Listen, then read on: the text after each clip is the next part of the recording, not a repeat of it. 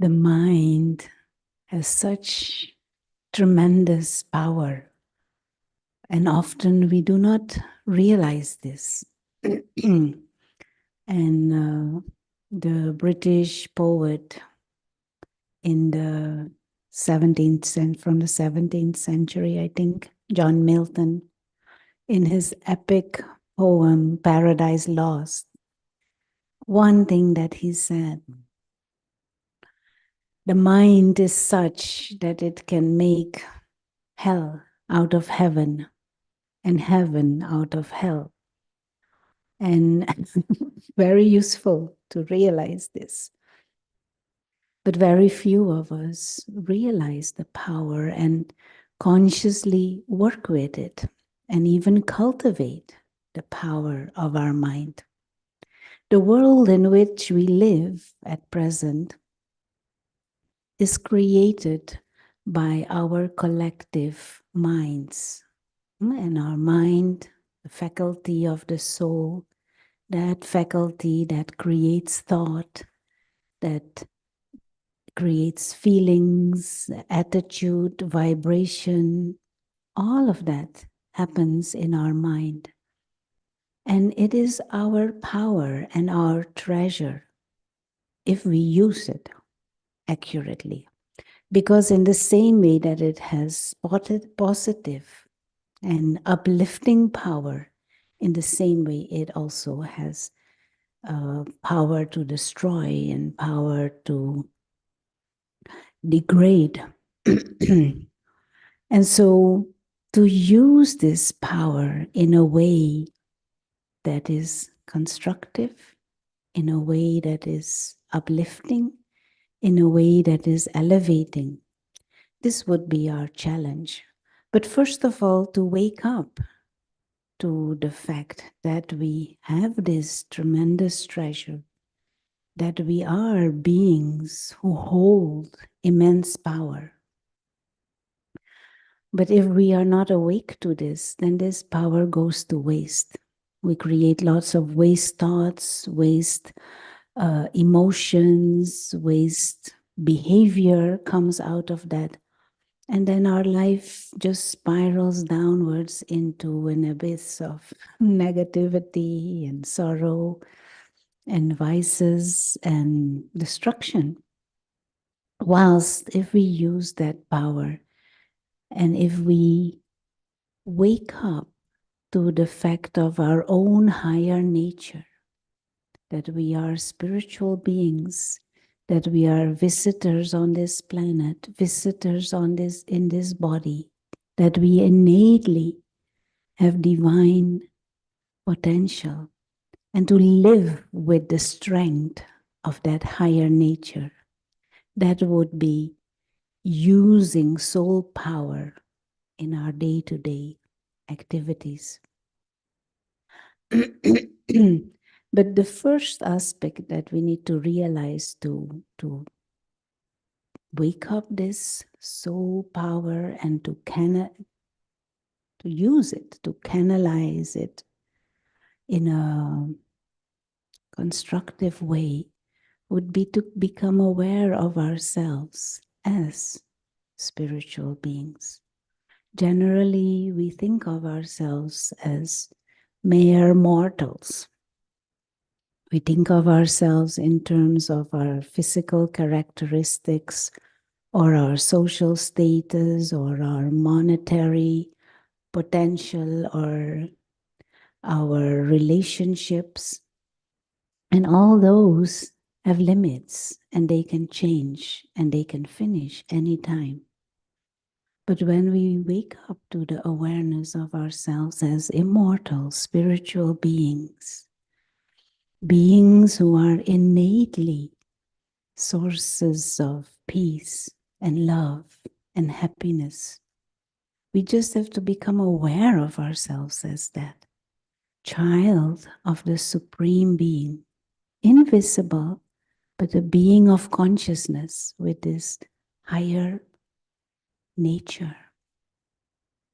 When we start feeling secure because of being imperishable, when we start feeling safe and free and peaceful because of knowing ourselves as children of that Supreme One, and that this whole physical world is a game. We play out a part, we take on a body, we act a role, and then we leave the body, but we continue on the journey. When we begin to see and understand this bigger perspective, this spiritual perspective on self and on life, that is when that soul power gets released. And then we don't need to be scared anymore for things that in mortal consciousness we are scared of.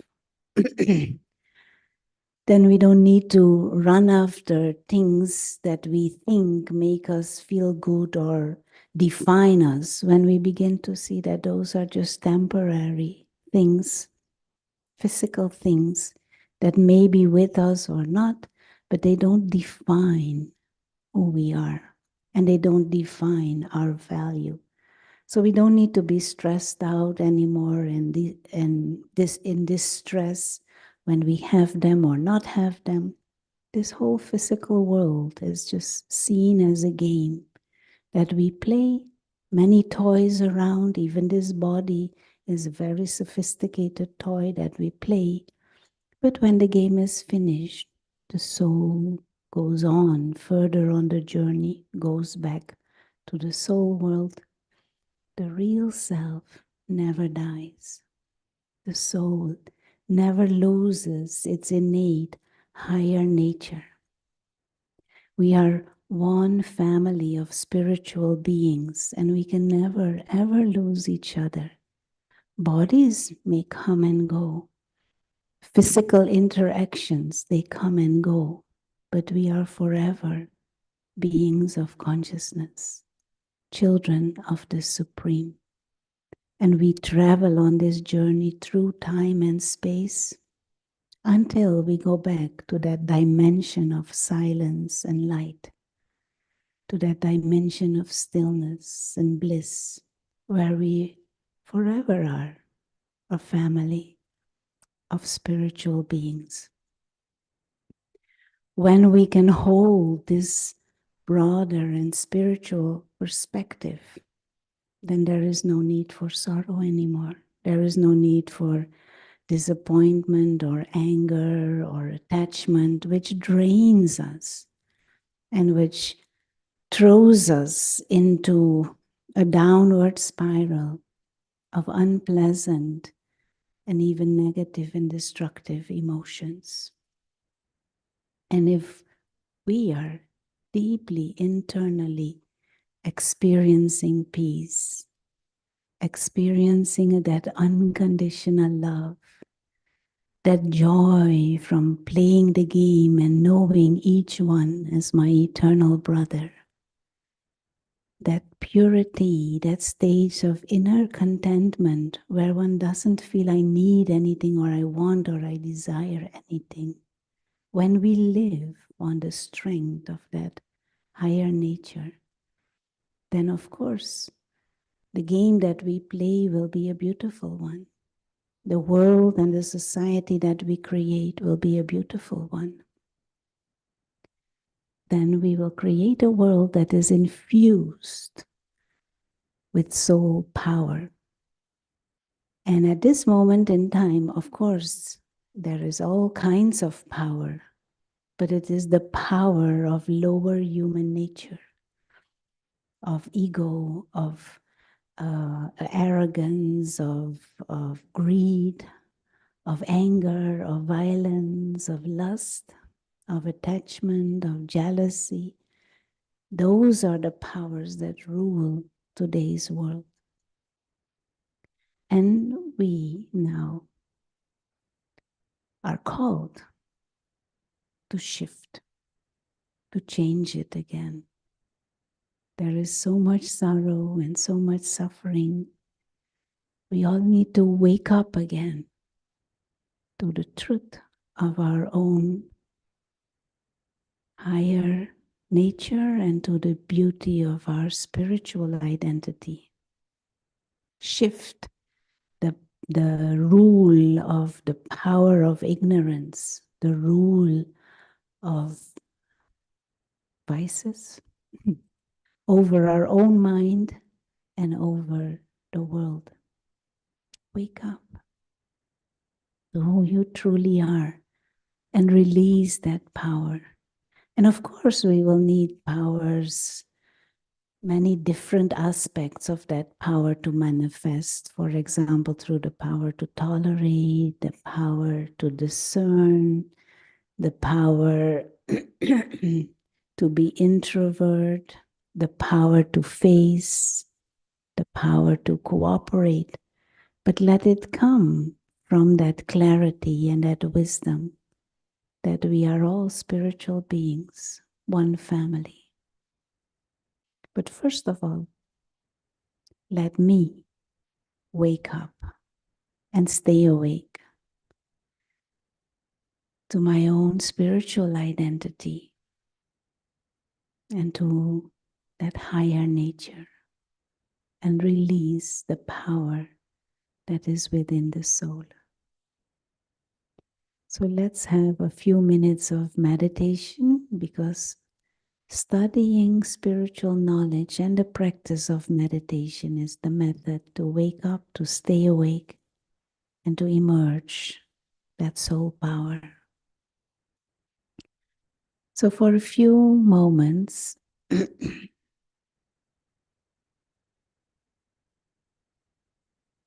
let us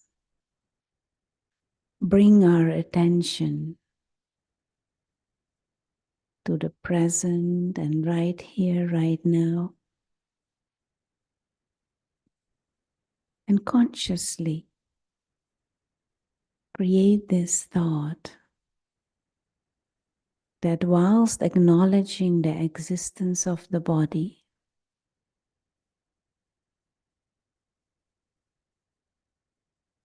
the conscious living being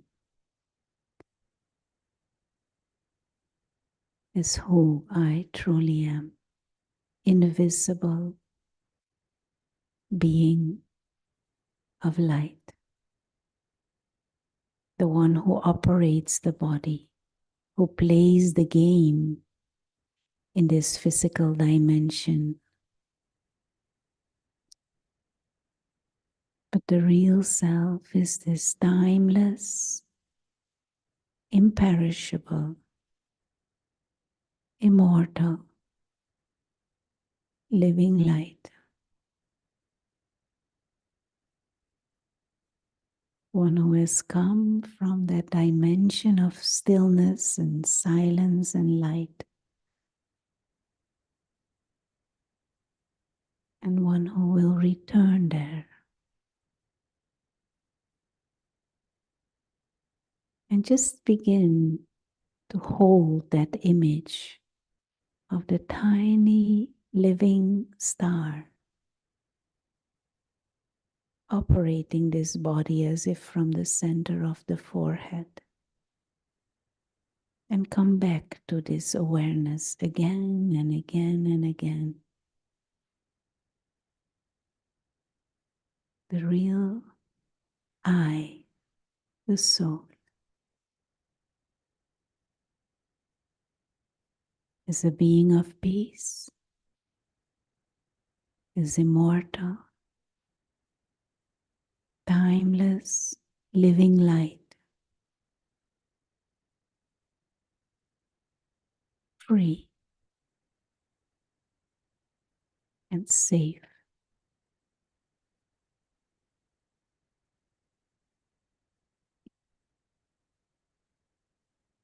Thank you.